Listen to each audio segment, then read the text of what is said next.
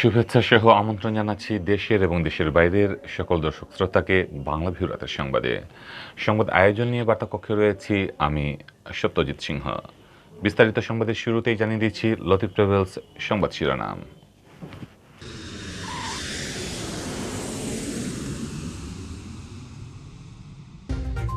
শিক্ষা প্রতিষ্ঠান খোলায় করোনা সংক্রমণ যাতে না বাড়ে সেজন্য নানামুখী পদক্ষেপ নিচ্ছে সরকার। এবার 12 বছর ও তদূর্ধ্বদের টিকার আওতায় আনার কথা জানালেন প্রধানমন্ত্রী। ভুল চিকিৎসা ও বিল বাড়ানোর জন্য 3 দিন লাশ আইসিইউতে রাখার অভিযোগে রাগিব রাবেয়া হাসপাতালে নিরাপত্তারক্ষীদের সাথে স্বজনদের সংঘর্ষ, সড়ক অবরোধ করে বিক্ষোভ। উচ্চচাপ বিশিষ্ট গ্যাস পাইপ লাইনের পাশে নির্মিত অবৈধ স্থাপনা উচ্ছেদে জালালাবাদ গ্যাসের 3য় দফা অভিযান, বেশ কয়েকটি বাসাবাড়ি ও দোকানপাট উচ্ছেদ। বিদ্যুৎ কেন্দ্রে গ্যাস সরবরাহ বাড়াতে প্রতিদিন 4 ঘন্টা বন্ধ থাকবে সিএনজি ফিলিং স্টেশন, রোববার থেকে সারা দেশে কার্যকর হবে এই সিদ্ধান্ত। 3 মাস পর সিলেটে করোনা শনাক্তের হার নেমেছে 5% নিচে, 43 জন আক্রান্ত শনাক্তের দিনে সুস্থ হলেন 250 শতাধিক। সারা দেশে করোনায় আরও 51 জনের প্রাণহানি, আক্রান্ত শনাক্ত প্রায় 2000। স্পেনের মাদ্রিদে বাংলাদেশের সুবর্ণ জয়ন্তী উপলক্ষে গোল্ড কাপ ক্রিকেট টুর্নামেন্ট, বিয়া ভেরদে ক্রিকেটের টিমকে হারিয়ে টাইগার মাদ্রিদ চ্যাম্পিয়ন। দেখছিলেন লতিফ ট্রাভেলস সংবাদ শিরোনাম, এবারে বিস্তারিত। শিক্ষা প্রতিষ্ঠান খোলায় করোনা সংক্রমণ যাতে না বাড়ে তাই নানামুখী পদক্ষেপ নিচ্ছে সরকার। এবার এ পদক্ষেপের অংশ হিসেবে 12 বছর ও এর বেশি বয়সী শিক্ষার্থীদের করোনার টিকার আওতায় আনার কথা জানিয়েছেন প্রধানমন্ত্রী শেখ হাসিনা। বুধবার একাদশ জাতীয় সংসদের 14দশ অধিবেশনে জাতীয় পার্টির সংসদ সদস্য রুস্তম আলীর ফারাজির প্রশ্নের জবাবে প্রধানমন্ত্রী একথা বলেন। স্পিকার ডক্টর শিরিন শারমিন চৌধুরীর সভাপতিত্বে প্রশ্নোত্তর টেবিলে উত্থাপিত হয়। এ সময় সরকারের টিকা কর্মসূচির লক্ষ্যমাত্রার কথা তুলে ধরে প্রধানমন্ত্রী বলেন, ক্রমান্বয়ে দেশের 80% জনগোষ্ঠীকে টিকার আওতায় আনার পরিকল্পনা গ্রহণ করা হয়েছে।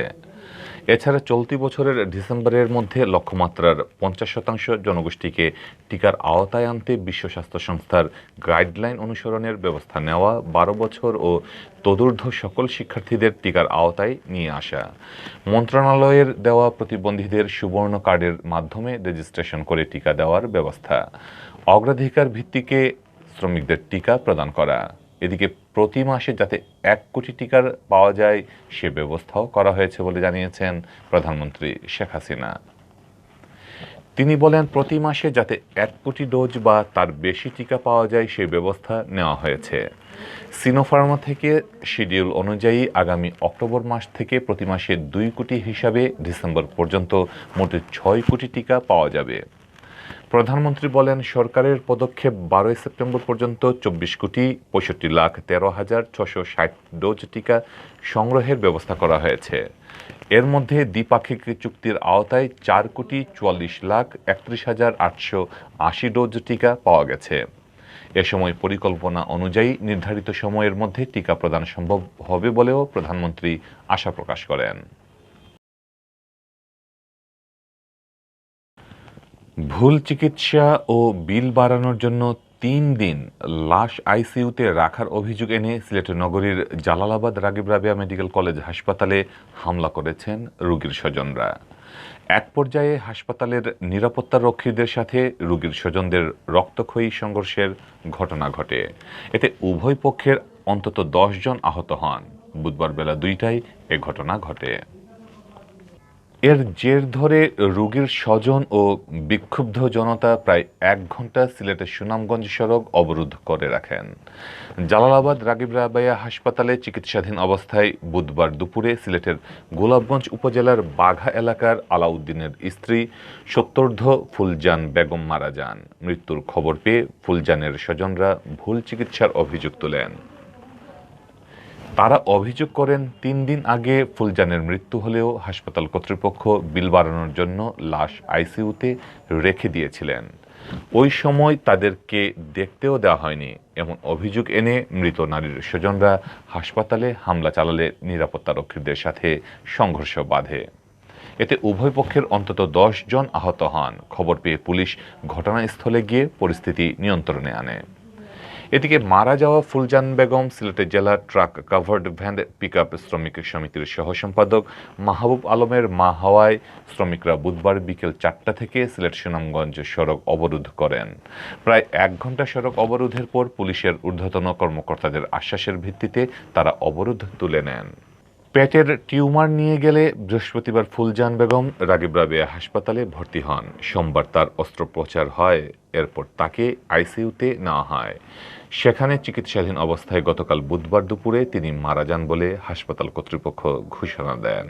তবে নিহতের ছেলে মাহবুব আলম ও স্বামী আলাউদ্দিনের অভিযোগ, ফুলজানের ভুল অস্ত্রোপচার হয়েছে। অস্ত্রোপচারের পর 3 দিন আগেই তিনি মারা গেছেন, কিন্তু আইসিইউতে রেখে বিল বাড়ানোর পায়তারা করে হাসপাতাল কর্তৃপক্ষ। জালালাবাদ থানার ওসি নাজমুল হুদা খান বলেন, করোনা আক্রান্ত এক নারীর মৃত্যুকে কেন্দ্র করে তার স্বজন ও হাসপাতালের নিরাপত্তা কর্মীদের মধ্যে উত্তেজনা দেখা দেয় এবং কিছু ভাঙচুর হয়। খবর পেয়ে দ্রুত পুলিশ ঘটনাস্থলে গিয়ে পরিস্থিতি নিয়ন্ত্রণে আনে। এ ব্যাপারে কর্তৃপক্ষের বক্তব্য নিতে হাসপাতালের পরিচালক ডক্টর তারেক আজাদের সাথে একাধিকবার যোগাযোগের চেষ্টা করা হলেও তিনি ফোন রিসিভ করেননি। আমি পরবর্তী পদক্ষেপ আমি আইনানুগ ব্যবস্থা যাব। আমি আপনাদের মাধ্যমে, দেশবাসীর মাধ্যমে আমি সুষ্ঠু বিচার চাই। আমি এই বিচারটা আমি পাইতাম, আমি এই জিনিসটা আপনাদের কাছে তুলে ধরতে চাই। প্রধানমন্ত্রী জননেত্রী শেখ হাসিনা, উনিও আমাদের মতো, আমার মতো এতিম, উনি আমার দুঃখ বুঝবেন, এতিমের দুঃখ উনি বুঝেন, এতিমের দুঃখ উনি বুঝবেন। এতিম হারা হলে কীরকম হয় উনি আমাদের দুঃখ বুঝবেন। উচ্চ চাপ বিশিষ্ট গ্যাস পাইপলাইনের উভয় দিকের 10 ফুটের ভেতরে গড়ে তোলা অবৈধ স্থাপনা উচ্ছেদ এবং দখলকৃত ভূমি উদ্ধার করতে 3য় দফা অভিযান শুরু করেছে Jalalabad gas transmission and distribution company limited. বুধবার সকালে জৈন্তাপুরের ঘাটের চটি এলাকা থেকে উচ্ছেদ অভিযান শুরু করে জালালাবাদ গ্যাস। পরবর্তীতে সিলেট সদর উপজেলার সীমান্তিক আবাসিক এলাকা বটেশ্বর, চুয়াবহর, পীরের বাজার এলাকায় উচ্ছেদ অভিযান পরিচালিত হয়। জালালাবাদ গ্যাস সূত্র জানায়, দেবপুর কুমারগাঁও আবাসিক এলাকায় উচ্চচাপ বিশিষ্ট 400 কিলোমিটার গ্যাস পাইপলাইনের পাশ ঘেঁষে জালালাবাদ গ্যাসের অধিগ্রহণকৃত কয়েক শতক ভূমি রয়েছে।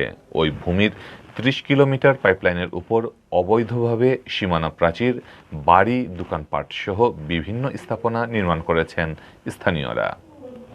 এসব অবৈধ স্থাপনা উচ্ছেদের লক্ষ্যে এর আগে গত 16 মার্চ ও 26শে আগস্ট 2 দফা অভিযান চালানো হয়। বুধবার 3য় দফা অভিযান পরিচালনা করে 20 কিলোমিটার পাইপলাইনের ভূমি দখলমুক্ত করা হয়। অভিযানের নেতৃত্ব দেন সিলেটের জেলা প্রশাসকের নির্বাহী ম্যাজিস্ট্রেট মোহাম্মদ মেজবা উদ্দিন ও জালালাবাদ গ্যাসের উপমহাব্যবস্থাপক আমিরুল ইসলাম।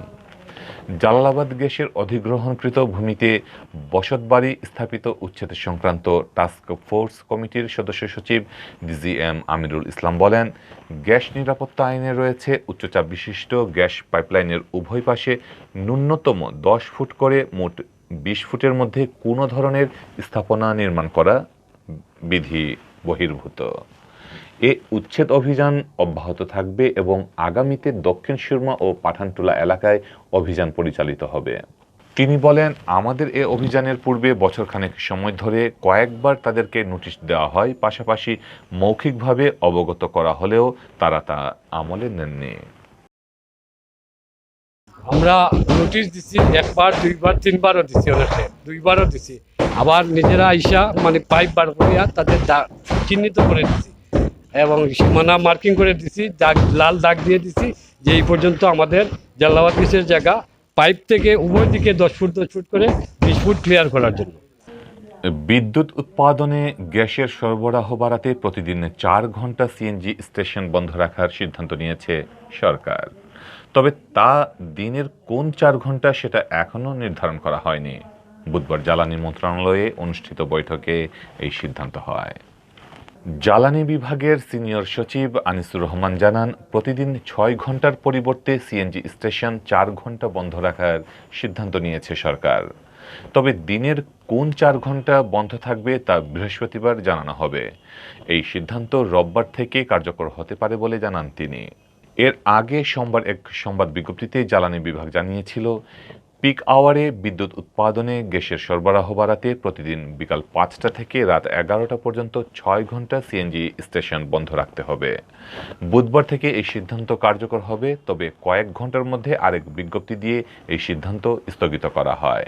মঙ্গলবার এ ব্যাপারে সিএনজি অনার্স অ্যাসোসিয়েশনের সঙ্গে আলোচনায় বসে পেট্রোবাংলা। সভায় স্টেশন মালিকেরা সন্ধ্যা 6টা থেকে রাত 9টা পর্যন্ত 3 ঘন্টা পাম্প বন্ধ রাখার প্রস্তাব দেয়। পাশাপাশি সিদ্ধান্ত কার্যকরের জন্য কয়েকদিন সময় চায় অনার্স অ্যাসোসিয়েশন। এ অবস্থায় সিদ্ধান্ত চূড়ান্ত করতে বুধবার জ্বালানি মন্ত্রণালয়ে বৈঠক অনুষ্ঠিত হয়। বৈঠকে প্রতিদিন 4 ঘন্টা সিএনজি স্টেশন বন্ধের সিদ্ধান্ত হয়। বিভীষিকাময় 3 মাস কাটানোর পর সিলেটে করোনা পরিস্থিতি নিয়ন্ত্রণে এসেছে। এর আগে সারা দেশের গড় আক্রান্ত শনাক্তের চেয়ে 1.5 গুণ বেশি ছিল সিলেট বিভাগে। সংক্রমণ কমায় সিলেটে কমেছে নমুনা পরীক্ষা, একই সাথে কমেছে আক্রান্ত শনাক্ত ও মৃত্যুর সংখ্যা। বুধবার সকাল 8টা থেকে পূর্ববর্তী 24 ঘন্টায় সিলেট বিভাগে নমুনা পরীক্ষায় আক্রান্ত শনাক্তের হার 5%-এর নিচে ছিল। গেল 3 মাসের মধ্যে শনাক্তের হার এই প্রথম 5%-এর নিচে নামল। শনাক্ত কমার পাশাপাশি কমেছে করোনায় মৃত্যুর হারও। বিশ্ব স্বাস্থ্য সংস্থার গাইডলাইন অনুযায়ী শনাক্তের হার 5%-এর নিচে নামলে সেটা নিয়ন্ত্রণে বলা যায়। স্বাস্থ্য অধিদপ্তরের সিলেট বিভাগীয় পরিচালকের কার্যালয় সূত্র জানায়, গতকাল বুধবার সকাল 8টা থেকে পূর্ববর্তী 24 ঘন্টায় সিলেট বিভাগে 874 জনের নমুনা পরীক্ষা করা হয়। এর মধ্যে আক্রান্ত শনাক্ত হন 43 জন। নমুনা পরীক্ষা বিবেচনায় শনাক্তের হার ছিল 4.92%। চলতি বছরের জুন মাস থেকে সিলেট বিভাগে করোনা সংক্রমণ বাড়তে থাকে।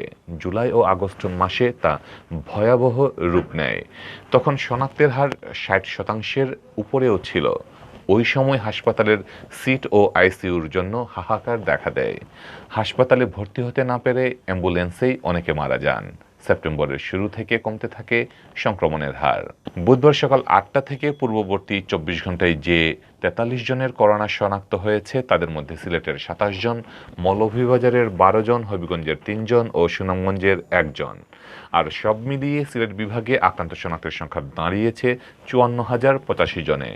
এর মধ্যে সিলেট জেলায় 33,302 জন, সুনামগঞ্জের 6,210 জন, মৌলভীবাজারের 7,985 জন এবং হবিগঞ্জের 6,588 জন রয়েছেন। গেল 24 ঘন্টায় সিলেট বিভাগে করোনা আক্রান্ত হয়ে মারা গেছেন 5 জন। মারা যাওয়া 5 জনই সিলেট জেলার। এর আগে গত আগস্ট মাসে একদিনে সিলেটে সর্বোচ্চ 22 জনের মৃত্যুর ঘটনা ঘটলেও চলতি মাসে একদিনে 5 জনের বেশি প্রাণহানি ঘটেনি। 24 ঘন্টায় সর্বনিম্ন 1 জনের মৃত্যুর ঘটনাও ঘটেছে। আর সব মিলিয়ে সিলেট বিভাগে এখন পর্যন্ত করোনায় মৃত্যু হয়েছে 1,137 জনের। এর মধ্যে সিলেট জেলায় 946 জনের, সুনামগঞ্জের ও মৌলভীবাজারে 72 জন করে এবং হবিগঞ্জে মারা গেছেন 47 জন। সিলেট বিভাগে গেল 24 ঘন্টায় করোনা থেকে সুস্থ হয়েছেন 257 জন। নতুন এই সংখ্যাসহ বিভাগে এখন পর্যন্ত সুস্থ হলেন 46,991 জন। সিলেট বিভাগীয় স্বাস্থ্য পরিচালক ডক্টর হিমাংশু লাল রায় জানান, বর্তমানে 115 জন করোনা রোগী সিলেট বিভাগের বিভিন্ন হাসপাতালে চিকিৎসা নিচ্ছেন। ভ্যাকসিন গ্রহণ ও করোনার সেকেন্ড ওয়েভ কিছুটা দুর্বল হওয়ায় সংক্রমণ কমছে। ফলে হাসপাতালে রোগীর সংখ্যাও নমুনা পরীক্ষায় আক্রান্ত শনাক্তের সংখ্যাও কমছে।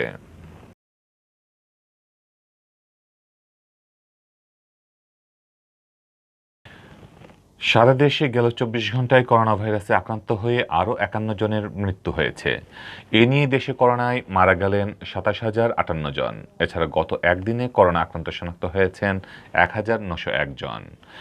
বিপরীতে সুস্থ হয়েছেন 3,873 জন।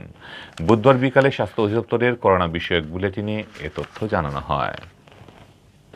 বিজ্ঞপ্তিতে বলা হয়, গত একদিনে 28,615টি নমুনা পরীক্ষা শনাক্ত হন 1,901 জন, যাতে দৈনিক শনাক্তের হার 6.64%। এ নিয়ে মোট শনাক্ত হলেন 15,36,341 জন। শনাক্তের মোট গড় হার 16.46%। স্বাস্থ্য অধিদপ্তর জানায়, গত একদিনে যারা মারা গেছেন তাদের মধ্যে নারী 32 জন এবং পুরুষ 19 জন।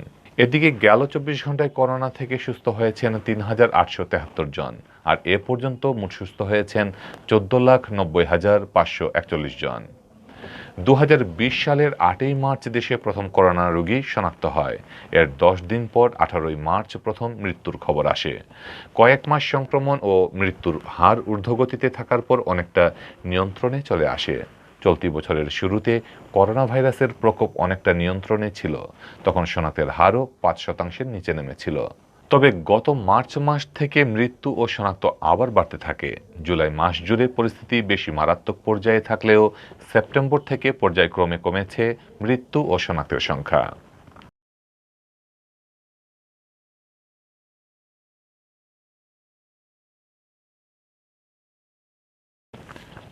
স্পেনের মাদ্রিদে বাংলাদেশের স্বাধীনতার সুবর্ণ জয়ন্তী উপলক্ষে বাংলাদেশ অ্যাসোসিয়েশন ইন স্পেনের উদ্যোগে কমিউনিটি গোল্ড কাপ ক্রিকেট টুর্নামেন্টের ফাইনাল খেলা অনুষ্ঠিত হয়েছে। সোমবার দুপুরে মাদ্রিদের খেতাফ মাঠে টাইগার মাদ্রিদ ও বিয়া ভের্দে ক্রিকেট টিমের মধ্যে এই ফাইনাল খেলা অনুষ্ঠিত হয়। খেলায় টাইগার মাদ্রিদ চ্যাম্পিয়ন হয়। 96 রানে তারা বিয়া ভের্দে টিমকে হারিয়ে টুর্নামেন্টে চ্যাম্পিয়ন হওয়ার গৌরব অর্জন করে। বাংলাদেশ অ্যাসোসিয়েশন ইন স্পেনের সভাপতি কাজী এনায়েতুল করিম তারেকের সভাপতিত্বে ফাইনাল খেলা পরবর্তী পুরস্কার বিতরণী অনুষ্ঠানে প্রধান অতিথি ছিলেন স্পেনে নিযুক্ত বাংলাদেশের রাষ্ট্রদূত Mohammad Sarwar Mahmud NDC. Bangladesh association in স্পেনের সাধারণ সম্পাদক কামরুজ্জামান সুন্দরের সঞ্চালনায় অনুষ্ঠানে বিশেষ অতিথি হিসেবে ছিলেন বাংলাদেশ অ্যাসোসিয়েশন ইন স্পেনের সাবেক সভাপতি জামাল উদ্দিন মনির, প্রাক্তন সভাপতি আল মামুন, বর্তমান সিনিয়র সহসভাপতি আলামিন মিয়া, স্পেন আওয়ামী লীগের সাধারণ সম্পাদক রিজভী আলম। প্রধান অতিথির বক্তব্যে রাষ্ট্রদূত মোহাম্মদ সারোয়ার মাহমুদ বলেন, স্বাস্থ্যই সকল সুখের মূল। নিয়মিত খেলাধুলা শরীর এবং মন দুটোই ভালো রাখে। খেলাধুলার মাধ্যমেই সম্ভব প্রবাসের যুব সমাজকে অনৈতিক কাজ থেকে বিরত রাখা। বাংলাদেশ অ্যাসোসিয়েশন ইন স্পেন যুব সমাজকে খেলাধুলার মাধ্যমে অনৈতিক কাজ থেকে বিরত রাখার পাশাপাশি সঠিক পথে রাখার জন্য দীর্ঘদিন যাবৎ কাজ করে যাচ্ছেন। অনুষ্ঠানে অন্যান্যদের মধ্যে বক্তব্য দেন নারায়ণগঞ্জ জেলা অ্যাসোসিয়েশন ইন স্পেনের সভাপতি একরামুজ্জামান কিরণ, সিনিয়র সহসভাপতি মোহাম্মদ আবুল হোসেন, সাংগঠনিক সম্পাদক খসরু হাসান, ঢাকা জেলা অ্যাসোসিয়েশন ইন স্পেনের সাধারণ সম্পাদক এস.এম.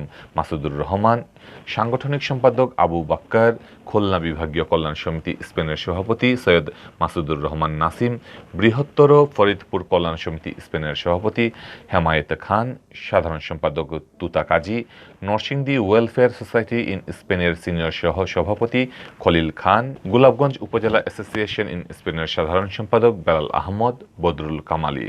প্রতিদ্বন্দ্বিতাপূর্ণ ফাইনাল খেলায় আসাদ আলীর নেতৃত্বে টাইগার মাদ্রিদ একাদশ প্রথমে ব্যাট করতে নেমে 20 ওভারে 228 রান তোলে। দলের হয়ে সর্বোচ্চ 88 রান করেন টাইগার মাদ্রিদের আসলাম বক্সি। এছাড়া শিমু আহমেদ করেন 48 রান। জবাবে 132 রান করতে সক্ষম হয় বিয়া ভের্দে ক্রিকেট টিম। পরে প্রধান অতিথি ও আমন্ত্রিত অতিথিগণ টুর্নামেন্টের চ্যাম্পিয়ন এবং রানার আপ দলের হাতে কাপ ও পুরস্কার তুলে দেন। বাংলাদেশ অ্যাসোসিয়েশন কর্তৃক আয়োজিত ক্রিকেট টুর্নামেন্টের ফাইনাল খেলায় আমরা টাইগার মাদ্রিদ বনাম বিজয় ভের্দের মধ্যকার ফাইনাল খেলায় আমরা টাইগার মাদ্রিদ ভালো খেলে চ্যাম্পিয়ন হয়েছি। এর জন্য আমি অত্যন্ত আনন্দিত এবং আমার সকল খেলোয়াড় বৃন্দদের আমি অভিনন্দন ও শুভেচ্ছা জানাই। এই ছিল এখনকার মতো সংবাদ। পরবর্তী সংবাদ দেখার আমন্ত্রণ জানিয়ে বিদায় নিচ্ছি। সাথে থাকার জন্য ধন্যবাদ।